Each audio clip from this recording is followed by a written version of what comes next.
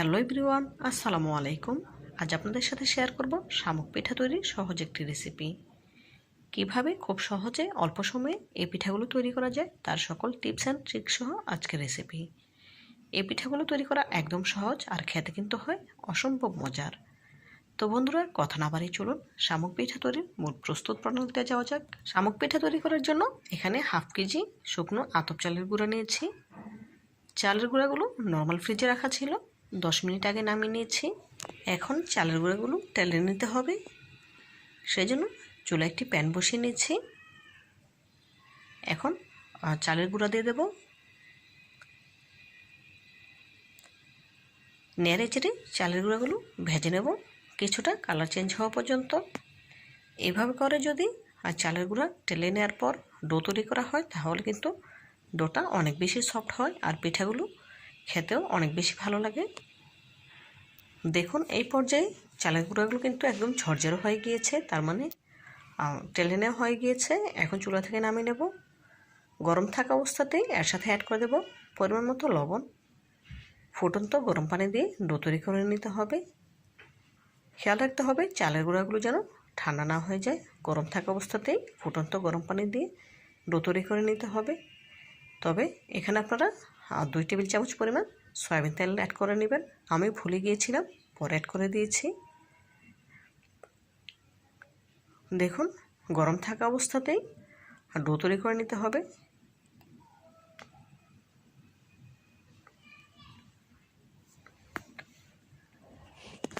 কোনোভাবেই ঠান্ডা করা যাবে না, গরম থাকতে থাকতেই এই ডোটি তৈরি করে নিতে হবে। দেখুন আমি যে প্রথম তেল দিতে ভুলে গিয়েছিলাম, পরে 2 টেবিল চামচ সয়াবিন তেল অ্যাড করে দিয়েছি। আবারও খুব ভালোভাবে মথে মসৃণ একটি ডো তৈরি করে নেব। যত ভালোভাবে মথে নেওয়া হবে ডোটা কিন্তু ততই সফট হবে। পিঠাগুলো তৈরি করার সময় একটু ভেঙে বা ফেটে যাবে না। দেখুন মসৃণ ডো তৈরি করে নিয়েছি। এখন এখান থেকে অল্প অল্প ডো নিয়ে শামুক পিঠার জন্য একটু লম্বাটে করে তৈরি করে নিতে হবে। দেখেই বুঝতে পারছেন কিভাবে করে তৈরি করে নিয়েছি। এখন দুটি চিরুনির সাহায্যে শামুক পিঠার আকারে শেপ দিয়ে ডিজাইন করে নিচ্ছি। বলে বোঝানোর কিছু নেই, দেখেই বুঝে নিতে হবে পিঠাগুলো আমি কীভাবে তৈরি করে নিচ্ছি। এইভাবে করে একই প্রসেসে সবগুলো পিঠা তৈরি করে নেব। দেখুন সবগুলো শামুক পিঠা তৈরি করা হয়ে গিয়েছে। এখন এই পিঠাগুলো ভেজে নিতে হবে। তার আগে গুড়ের শিরা তৈরি করে নেব। যেহেতু পিঠাগুলো ভাজার সাথে সাথেই গুড়ের শিরা দিতে হবে, সেজন্য আগে গুড়ের শিরাটা তৈরি করে নিচ্ছি। এখানে আমি একটি সসপ্যানে নিয়ে নিচ্ছি হাফ কাপ গুড়। এখানে আমি তরল গুড় নিয়েছি, সেজন্য পানি দেওয়ার প্রয়োজন পড়েনি। তবে আপনারা যদি শুকনো গুড় ব্যবহার করেন সেক্ষেত্রে পরিমাণ মতো পানি দিয়ে নেবেন। যেহেতু পানি অ্যাড করিনি, গুড়ের শিরায় বলক চলে আসার সাথে সাথেই গ্যাসের ফ্লেম অফ করে দেব। দেখুন গ্যাসের ফ্লেম অফ করে দিয়েছি।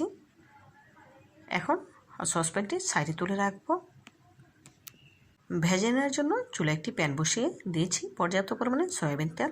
তেল যখন পুরোপুরি গরম হয়ে এসেছে তখন এক এক করে বেশ কিছু শামুক পিঠা দিয়ে দিচ্ছি ভেজে নেওয়ার জন্য।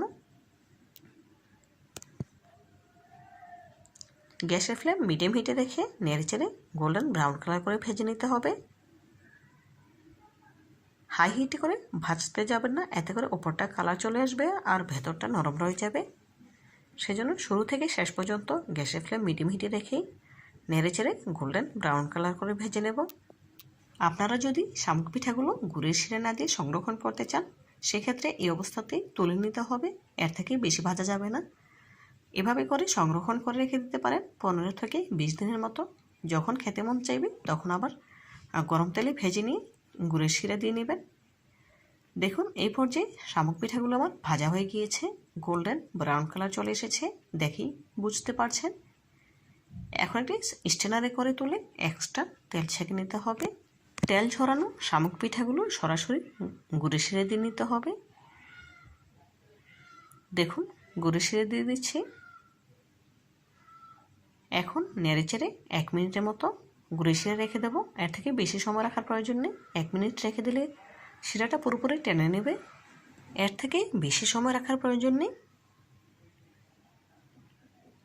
দেখুন এই পর্যায়ে 1 মিনিট পর গুড়ের শিরাটা কিন্তু যতটুকু নেয়ার ততটুকু শামুক পিঠাগুলো শুষে নিয়েছে।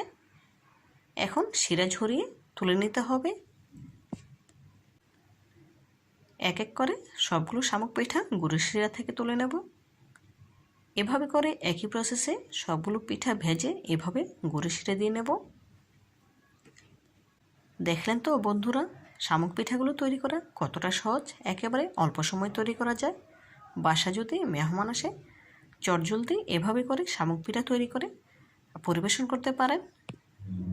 এক এক করে সবগুলো শামুক পিঠা ভেজে নেওয়া হয়ে গিয়েছে। এখন একটি সার্ভিং ডিশে সার্ভ করে আপনাদের সাথে শেয়ার করছি। শামুক পিঠার ফাইনাল লুক দেখুন, মাশাআল্লাহ কতটা রসে টসটস হয়ে গিয়েছে, দেখেই বুঝতে পারছেন। তো বন্ধুরা, আজকের মতো বিদায় নিচ্ছি। দেখা হবে নতুন কোনো দিনে নতুন কোনো রেসিপিতে। ভালো থাকবেন সবাই, আর আমার জন্য দোয়া করবেন যেন এমন আরও নতুন নতুন রেসিপি নিয়ে আপনাদের সামনে হাজির হতে পারি।